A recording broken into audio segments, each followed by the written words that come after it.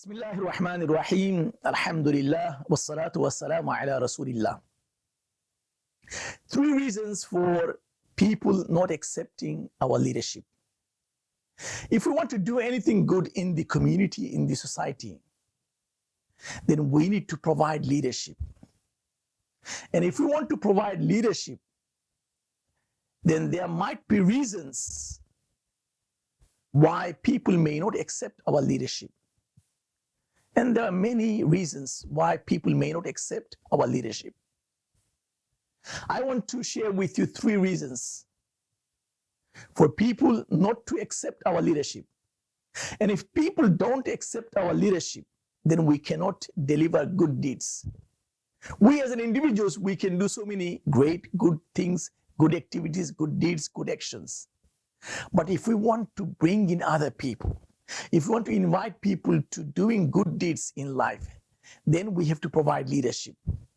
And this is where only you can provide leadership when people accept you. So there are three reasons for people not accepting your leadership. Number one, the acceptance. People may not accept you as leader for whatever reason. Even though you want to guide people, you want to lead people to do good deeds, but you may not have that acceptance among people. People may not see you as leader. People may not have that attraction to you. And that doesn't happen just out of nothing. People accept other people as leaders for many reasons. So you and I will have the acceptance from people as someone who is leading people to doing good deeds. That acceptance will come when there is competence. Because you're calling to something, you're inviting people to something, and people would look at you and see whether you have the competence to deliver whatever you're calling for.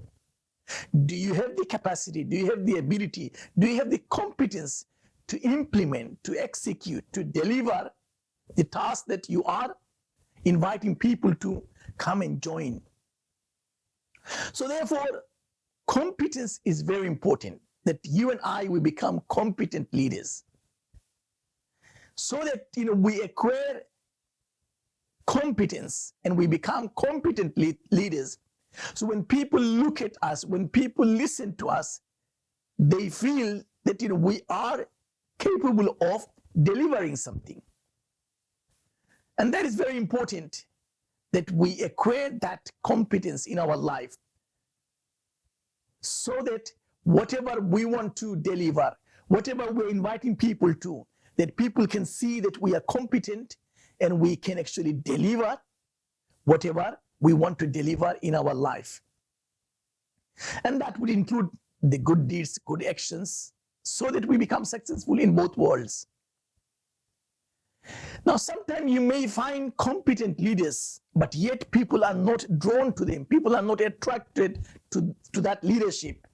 And even though you are competent, but yet you cannot lead people, it could be for another reason, and that is the ethics, i.e. that you and I are not able to provide ethical leadership. So we lack in ethics. If we are not ethical leadership, then again, even if we are competent, we will not be able to provide leadership in the community, in the society.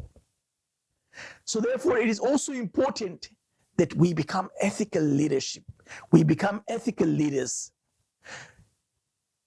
Those who are not ethical leaders, they may say something, but they may not put that into action or into practice. And this is where Allah subhanahu wa ta'ala says, لِمَ تَقُولُونَ مَا لَا تَفْعَلُونَ. Why do you say something that you don't practice it? So being ethical leader, one of the important things is that, we practice what we preach.